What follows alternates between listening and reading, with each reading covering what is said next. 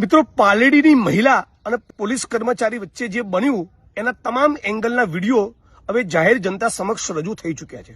બહુ સ્પષ્ટપણે દેખાય છે કે પેલી મહિલાએ જેની પર પોલીસે હાથ ઉગામ્યો એ મહિલાએ નિર્વિવાદપણે 1% ડાઉટ નથી કે પોલીસ કર્મચારીની ઉશ્કેરણી કરી હતી. પોલીસના કર્મચારી ઉશ્કેરાય એવું અભદ્ર અશ્લીલ વર્તન હતું. અત્યંત છેલ્લી કક્ષાની નિમ્ન કક્ષાની ગાળોનો વરસાદ એ બેને કર્યો અને એના પગલે પોલીસ કર્મચારી ઉશ્કેરાયા.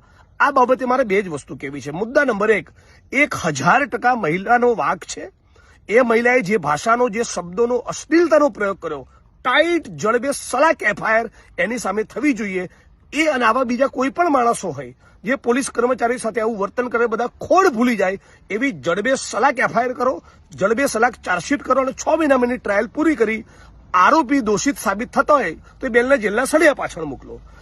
પણ ફરી કહેવા માંગુ છું કે આવું 2 કે નહીં 1000 બેનો વર્તન કરે તો પણ નેતાનો કે પોલીસ કર્મચારીનો જાહેરમાં ફટાકા મારવાનો, લાફા વીજવાનો, દંડો લઈને દોડવાનો પણ અધિકાર બનતો નથી. એટલે આ બંને પ્રકરણમાં મહિલા પણ ખોટી છે 1000% અને લાફો મારનારા પોલીસ કર્મચારી પણ ખોટા છે. આ ગુજરાતની જનતાએ સમજવાનું છે. અને ખાસ કરીને તમે જયારે પુરુષ અધિકારી હોય, પુરુષ કર્મચારી હોવ, અને ત્યારે તો તમને શરમ આવવી જ જોઈએ.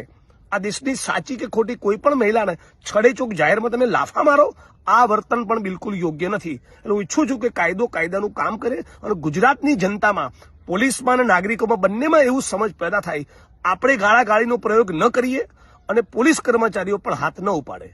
મારા દ્વારા પણ આ કાયદો હાથમાં લેવાનું કૃત્ય થાય તો મારી સામે પણ એક્શન થવી જોઈએ, પોલીસ કર્મચારી પર થવી જોઈએ, નાગરિકો પર પણ થવી જોઈએ. ઘરની વીજળી સ્વયં બનાવવા આજે સે સોલારનો સંપર્ક કરો.